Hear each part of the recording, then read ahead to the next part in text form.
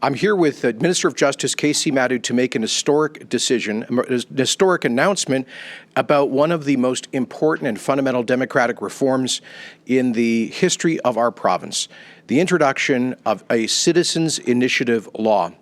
This day has been a long time coming for me personally, because way back in the early 1990s, when I was representing the Canadian Taxpayers Federation, I helped to draft a model citizens initiative law and lobbied members of the then Alberta legislature and the Klein government to introduce it.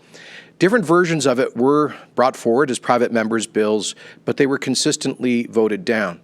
While British Columbia actually did introduce its own citizens initiative law in 1993, it became effective in 1995, and it was successfully used in 2010 to challenge the harmonization of the GST in that province.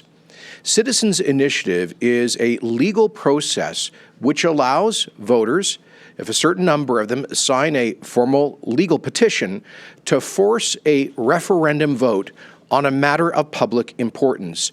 It is all and simply about empowering ordinary people to raise and force the consideration of big issues if those of us in elected positions are not listening to them. It is a powerful democratic tool, a tool that has been used for well over a century in representative democracies around the world, in most American states, in many European countries, earlier during the progressive era in the 1910s and 20s here in Canada, and as I say, more recently in British Columbia. I believe in the representative nature of our parliamentary democracy, but I also know that sometimes politicians of different parties at different times and different places fail to listen to the fundamental wishes of the people. And this initiative law is a guarantee that people can overcome when politicians are not listening to the people. I'll give you one example. The last NDP government violated an election commitment not to introduce a carbon tax. It was a huge hidden agenda. It was massively and consistently rejected by Albertans. Sure, a lot of elites liked the carbon tax, but ordinary Albertans hated it, and they didn't have a chance to vote on it. Thankfully, in Alberta, since 1995, we have had the Taxpayer Protection Act, something I also worked on back in the day at the Taxpayers Federation, and we, as a government, will keep our election commitment to amend the Taxpayer Protection Act so that we can never have a sales tax brought into Alberta without voters permitting or a carbon tax in the future. But today, Minister Madu, on behalf of our government, is keeping a commitment to introduce the Citizens Initiative Act, which more broadly allows voters to force a province-wide referendum on issues that matter the most to them if the legislature and the government is not listening. After the re-election of Justin Trudeau's Liberal government in the fall of 2019, I gave an address to Albertans and talked about the need for us to use every tool at our disposal to fight for a fair deal for Alberta, to fight against the discriminatory Ottawa policies that have hammered our economy and our way of life.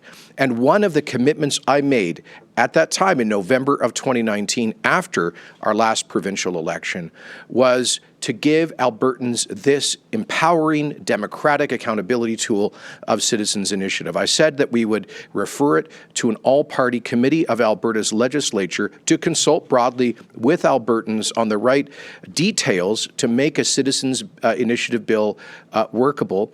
And that I want to thank the Special Select Committee of Alberta's legislature, chaired by Cardston-Siksika MLA Joseph Scow, and the members of that committee who've met for several months to review citizens' initiative laws around the world, the history of these laws in Canada, to listen to grassroots Albertans and academic experts as well on how best to design the initiative bill.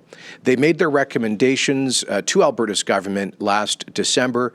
Minister Madu and his team have spent the subsequent few weeks taking on board that advice, framing a bill that's gone through the process of caucus consultations and was ratified by Alberta's cabinet in the last couple of weeks. It was tabled, I believe, Casey, by you just moments ago in the Legislative Assembly. This bill will allow 10% of Alberta voters to force a referendum on either a policy proposal or a legislative proposal. And let me be clear, in British Columbia, their initiative law has much higher and more stringent thresholds. They require that you have to hit 10% of signatures amongst voters in every one of their 85 plus constituencies. That's not the case here. Albertans will, if 10% of Alberta voters sign a legally filed initiative petition, they will be able to force a referendum vote on a matter that matters to them. If, however, people are proposing a constitutional amendment, which is obviously a higher threshold, and which can touch on the conflict of rights, for example, that requires a higher threshold, a 20% signature threshold with a requirement that they hit 20% in 2/3 of the electoral districts in Alberta to ensure that regions as well are protected. I think this is a balanced approach, but as I say, this is one of the most important democratic reforms since our provinces was founded in September of 1905. I'm proud to have finally, after 30 years of work, have achieved this goal. I cannot wait for the debate in the legislature, the passage of this legislation, and for it to come into effect later this year. Another promise made and another promise kept for a stronger and more democratic Alberta. With that, I'll invite Minister of Justice and Solicitor General Casey Madhu to offer some more details. Thank you, Premier. As Premier said a moment ago, I was proud to have tabled Bill 51, the Citizen Initiative Act, before the floor of our great legislature.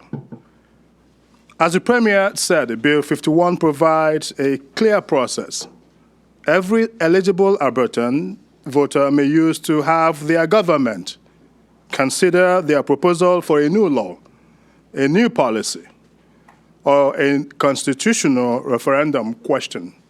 Here's how the process is designed to work.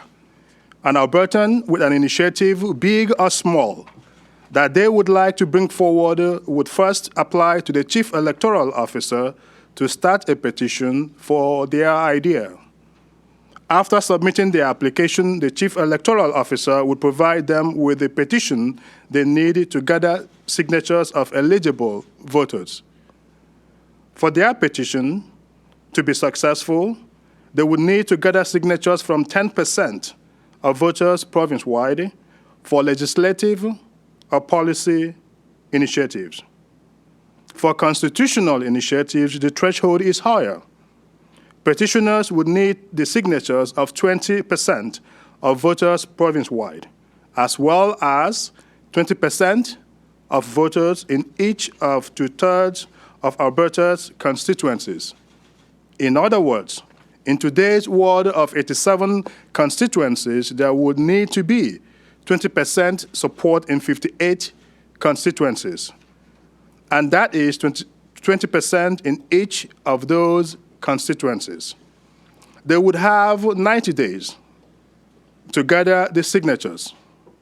Once complete, the Chief Electoral Officer would review the signatures and determine if the requirements have been met. If they have, the legislative and policy initiatives in the petition would be referred to a committee of the Legislative Assembly for consideration. Successful constitutional initiatives would proceed through the process established in the Referendum Act.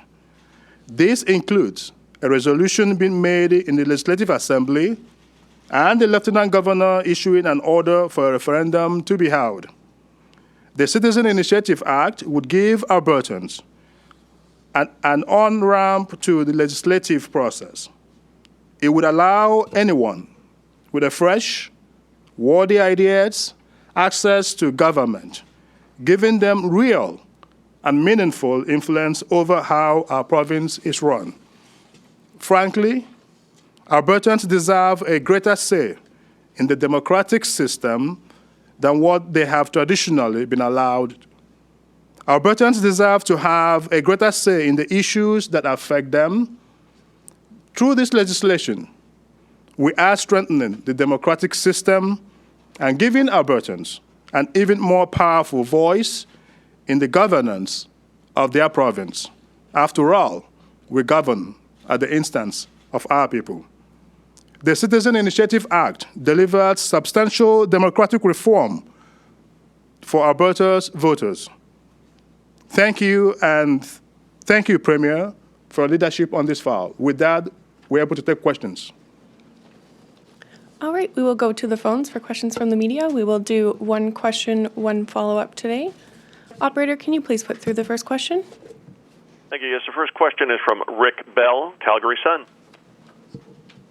Good afternoon, Premier and Minister Madhu. I have a question, and then I will have a supplementary.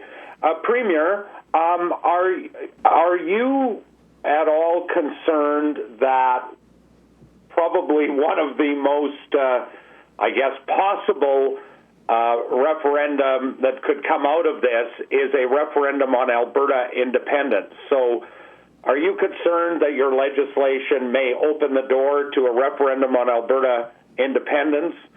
And if there were to be such a referendum, would you be campaigning, obviously, for the no side? Well, thank you, Rick. So it's up to Albertans to decide. This empowers them. That's the whole point of this. If there is a very significant public will to debate and decide on an important matter, it empowers ordinary Albertans to put that on the agenda.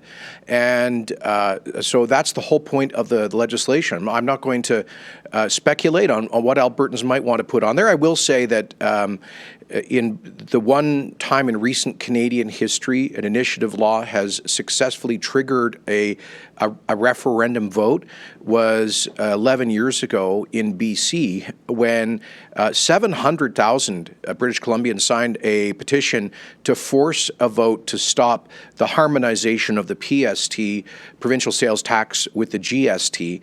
And so it shows that these things are workable, and that was with a higher threshold. And I can tell you this much: if I had been leader of the opposition when I was leader of the opposition 2 years ago, let me put it this way: if we had had a initiative law back then, I certainly would have used it to try to get signatures to force a referendum vote on the NDP's carbon tax. So those are the kinds of things I think we can expect, but it's up to people, it's up to Albertans to decide. Now, if they were proposing dramatic change to the Constitution, that would require 20% threshold here. And I should also add that the Chief Electoral Officer is given the authority under this bill to do a signal check, if you will, with the courts to see if a matter is constitutional, a regular legislative or policy matter. But Rick, my position on Alberta's role in the Canadian Federation is well known. I believe we need a strong Alberta that can defend our powers, our jurisdiction, our economic interests, our jobs, and our way of life. But I don't believe it would be, I think it would be a dead end for us to get into an endless debate over separating. We saw that happen in Quebec. We saw the consequences of it. I respect Albertans who have a different view from me on that, but it's no secret that I've always stood for a strong Alberta within a united Canada. And I would, that would always be my position. And just a supplementary, could you explain, you said there's something about the chief, would an independence referendum in your mind be allowed, or would it be disallowed? You were talking a little bit about the chief electoral officer may have some say in the matter. And what do you think the traction would be, just from your feel of going out and about in Alberta? What do you think would be the appetite for such a referendum, particularly since if they need 20%, that could be, 500,000 signatures. Do you think there's really 500,000 signatures out there for Alberta independence? And would that kind of referendum be allowed? in this current law? Well, if it took the form of a proposed constitutional amendment, it would, I believe it would be permitted by the Chief Electoral Officer under this legislation, precisely because it would be a proposed constitutional amendment. So on your second question, Rick, look, what I hear from Albertans is incredible frustration with the policies of Justin Trudeau and how his government has hammered this province and treated us unfairly on so many accounts. And I know there's also a deeper and long-lasting frustration with some ways that the whole country has operated to Alberta's disadvantage. And I know that there is a small minority of Albertans whose response to all of that unfairness is to talk about separation. But I do not believe that they are anywhere close to a majority of Albertans. The polling that I've seen suggests it's a small minority, and what I hear from people is they want us to fight to fix the problems in the country. They want fairness. They don't want Alberta to continue having to write a blank check to the rest of the country. They want equalization reform. They want pipelines. They want jobs. They want respect. But I think the vast majority of Albertans understand that separation is a dead end which would damage our economy. And so that's my read. That's what I hear from Albertans. And I'll just point out to you, in the last election, we had two separatist parties on the provincial ballot, and I think between them they got 1.5% of the vote. So that tells me that it's a pretty small minority. Again, they have a right to speak their minds, absolutely, and I respect that. But I'm always going to fight for a stronger Alberta within the Federation, which was the dream of the people who built this place. Operator, can you please put through our next caller? Thank you. Lisa Johnson, Edmonton Journal. Hi, thanks for taking my question. This is for the Premier or the Minister, whoever wants to take it. I'm wondering if you can clarify, we didn't get full clarity this morning during the technical briefing, just comparing this proposed bill to the similar law that already exists in British Columbia. In British Columbia, after a successful initiative vote, the government would be forced to introduce a bill in the legislature at the earliest opportunity. Of course, once the bill is introduced, there's no guarantee it would be passed. Would Alberta's law be similarly binding? That is, if a successful initiative vote was done, would the legislature have to introduce a bill? Well, my understanding, and Casey, please correct me, because I know this has gone through a number of different versions, is that the legislature could choose. Let's say there was an ordinary policy or legislative initiative that got the requisite signatures and had been certified by the Chief Electoral Officer as being constitutionally compliant, et cetera. Then the legislature, the governor, lieutenant governor and council could choose to introduce that as a bill and just pass it through the ledge, which would avoid the expense and cost and hassle of a referendum vote. Or if it was a matter of particular contention and people really wanted to have a direct say, it could go to a referendum. Is that correct? Yes, Premier. So with respect to policy and legislative methods, there will be a reference to the Legislative Assembly. And with respect to constitutional matters, that would go to the Cabinet through the referendum process as laid out in the Referendum Act. And so that is how this is designed in this particular bill. And Lisa, if I could just point out one thing, this question of whether it's binding on the legislature is a bit of a tricky constitutional issue, because the sort of constitutional principle in our Westminster parliamentary democracy is that the legislature cannot be bound. But that may be true in a kind of legal, strictly de jure sense, but in a de facto political sense, I think the legislature would be bound to give effect to a positive initiative vote. Certainly in the case of BC back in 2010, when they got the 700,000 signatures to force a vote on the harmonization of the PSD, as you'll know, what the legislature did was they said, okay, we get the message, and they organized a government referendum. So I think what it does is it creates political facts, and both the government and the legislature simply have to respond to those. And do you have a follow-up, Lisa? No, thank you. I'll cede my time to somebody else. Thanks. Operator, can you please put through our next caller? Thank you. Janet French, CBC. Hi there. Thanks for taking my question. Either the Premier or the Minister would be great, depending on who has the best expertise here. So kind of following up on Lisa's question, it sounds like from the technical information we received, the Cabinet still has the discretion on prompting a provincial plebiscite for a legislative issue or a policy referendum, and whether or not the results of that vote would be binding. So I guess I'm just curious if the Cabinet still has some say here, how that leaves power in the hands of the people. Thank you, Janet. So to be clear, the Lieutenant Governor, if a matter is to proceed to a referendum, the Lieutenant Governor would have to issue that particular order for that matter to proceed to a referendum. For the Lieutenant Governor to do so, it has to be done through an order in council, and that goes through Cabinet with respect to largely constitutional matters. What is being proposed with respect to legislative and policy matters is that once the Chief Electoral Officer confirms that the threshold has been met, the Chief Electoral Officer would then refer the matter to the Legislative Assembly of Alberta. And then that assembly would then make a determination as to whether or not to proceed. Once that is decided, obviously it is the government represented by Cabinet that then begin to put the process in motion for that to take place. So that is the process that we have laid out in the Citizens Initiative Act.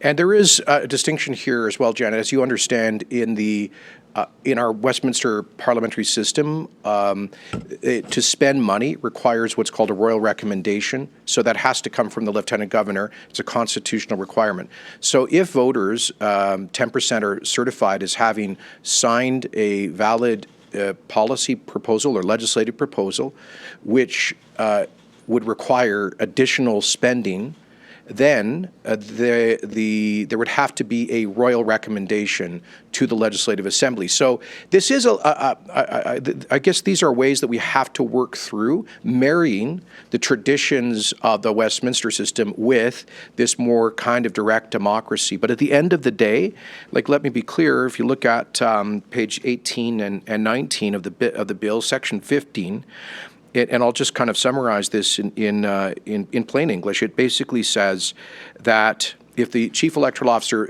certifies that a policy or legislative proposal has achieved the requisite number of signatures validly, then it is the Speaker then lays that proposal before the legislature, and a committee it receives the proposal. They get 90 days to study it, and they can then recommend whether or not to proceed with it as through the ledge, which would remove the need for a referendum vote. But so basically, that's a fast-track way of getting it done. If the proponents want it done quickly, the ledge says, "Okay, folks, we hear you. You signed a petition. We will do this through the ledge quickly." But the ledge could say, you know what, we really don't like this idea. We're going to oppose this idea, and we're going to put it to a referendum vote, and we'll have it out as a big democratic debate. So the ledge gets to decide which way to go, whether the actual proposal gets passed through the ledge or whether it goes direct to the voters in a referendum. But either way, it either gets passed through the ledge or the voters get their final say. I hope that's clear. And Janet, do you have a follow-up? Yeah, unrelated. So, obviously you've already said that equalization will go to a referendum in Alberta. So I'm curious, what issue prompted you to want to give citizens the ability to prompt a referendum on a constitutional matter? Well, it seems to me just democratic. One of the questions that we put to the Fair Deal panel back in the November of 2019 was, for example, whether Alberta as a province should have its own constitution. That would be kind of a formal. There have been academics who proposed this idea where we would take, the Alberta Act and other relevant statutes and bring them together and formalize it as a provincial constitution, much like the province of Quebec has its own Charter of Rights. So those would be the sorts of things which Albertans would be able to speak to directly through the initiative process. As I say, I suspect, most of the time when we've seen initiatives take off in various parts of the democratic world, it's very often dealt with things like taxation and pocketbook issues. That's if you go back and look at the passage of the BC initiative law in the early mid-90s, they built in very high thresholds, much higher than these. And I think they were surprised, though, in 2010 to see over 700,000 British Columbians sign a petition on harmonization of the GST. So all I can tell you is I know if we had an initiative law 3-4 years ago, I would have worked on an initiative to repeal the carbon tax. I suspect people in the agricultural community would have worked on an initiative to repeal Bill 6. Those are the kinds of things where you see a lot of energy when people's pocketbooks and their life is being directly affected by government policies, which I think typically inspires the energy behind a successful initiative. Okay, we have time for 2 more callers. Operator, can you please put through the next question? Thank you. Graham Thompson, iPolitics. Yes, thanks for taking my call.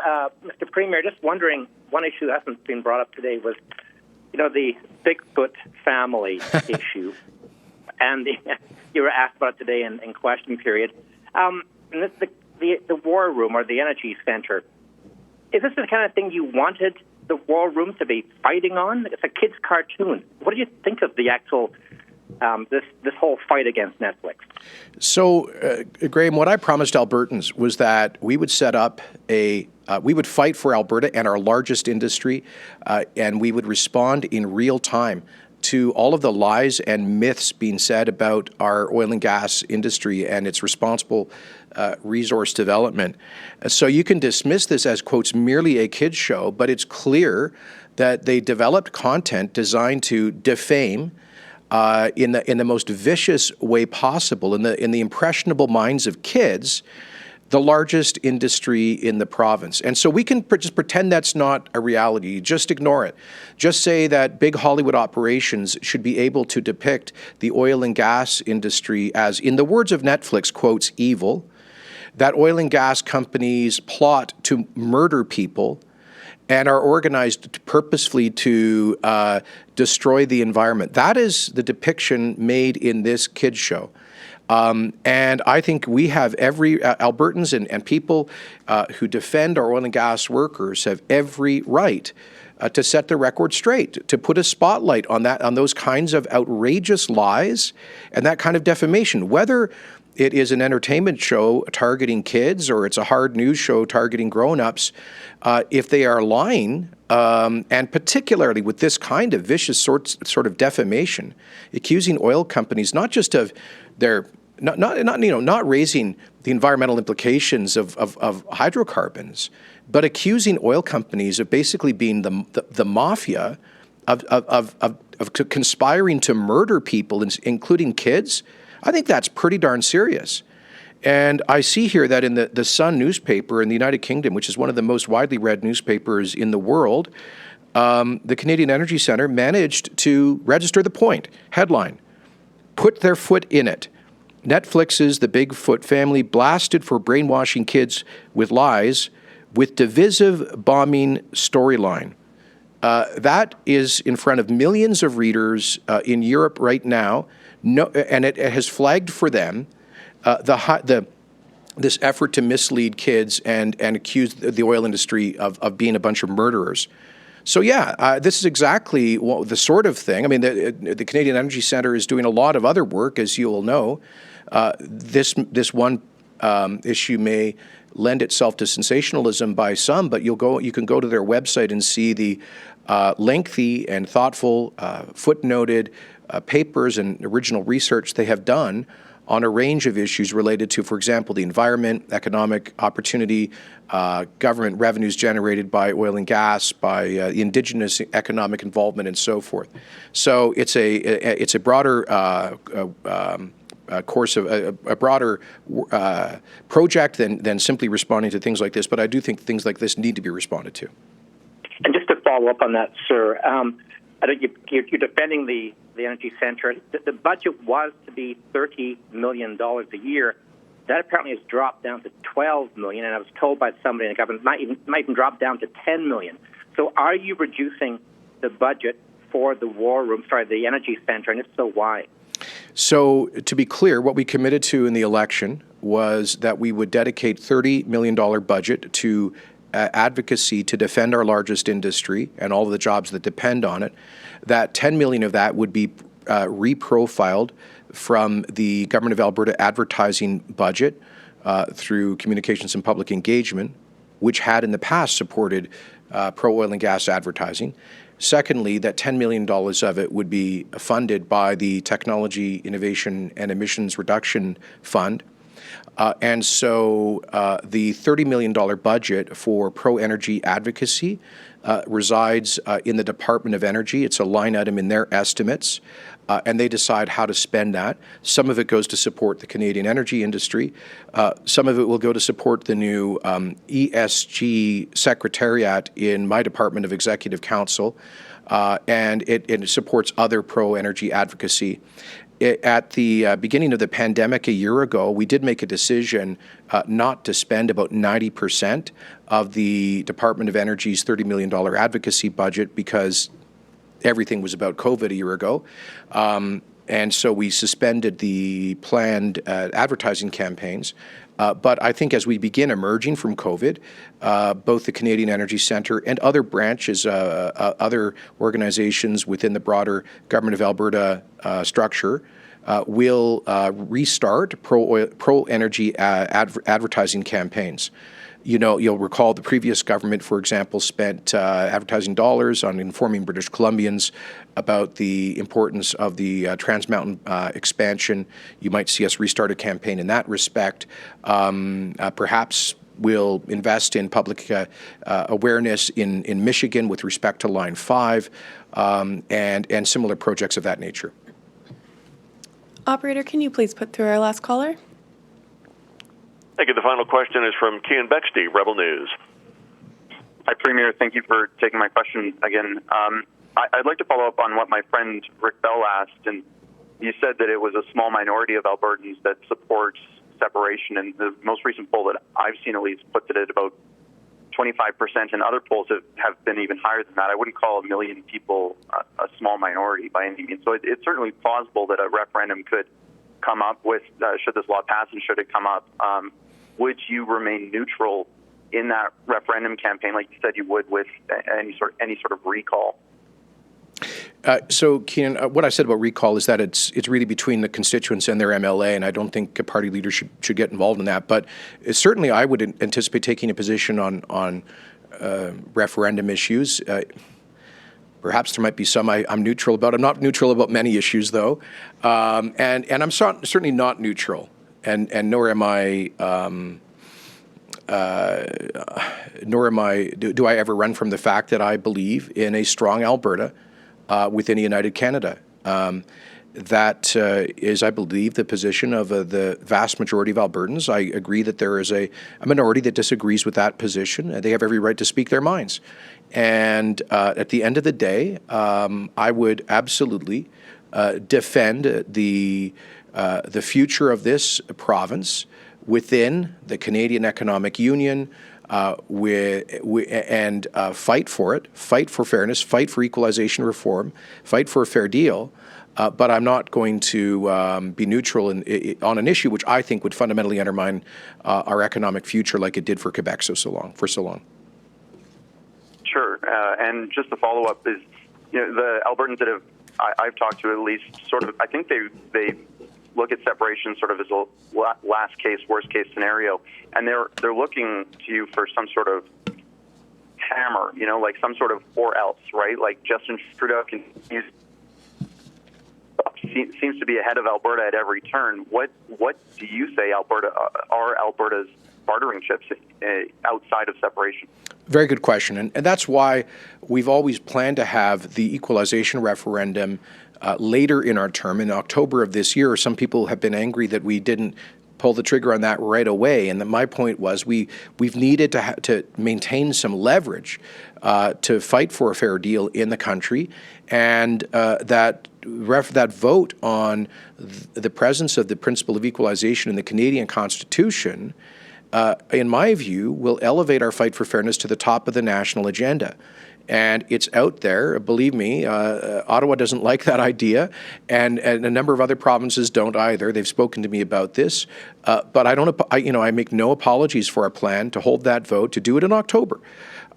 We need to see, for example, tangible progress.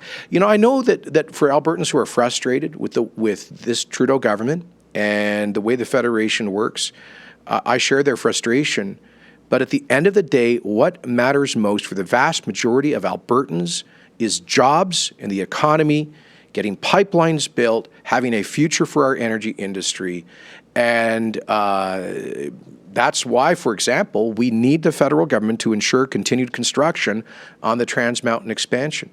And I would also say we don't get much credit for this as government, but we have. We have won some fights, important fights for jobs in Alberta in dealing with Ottawa. If we had not gotten the equivalency agreement on the major emitter levy tier, the feds would have bigfooted in here with their approach that would have added billions of dollars of additional cost to our trade-exposed energy industry. Same with the methane regulations. Same with the caribou habitat protection regulations that we've got under the Species at Risk Act. So those are important wins, and we've got to just keep our eye on the ball. The equalization referendum will happen this October. And this Citizens Initiative Act gives Albertans additional tools to raise issues that matter most to them. That's all we have time for today. Thanks folks. everyone. Thank you so much.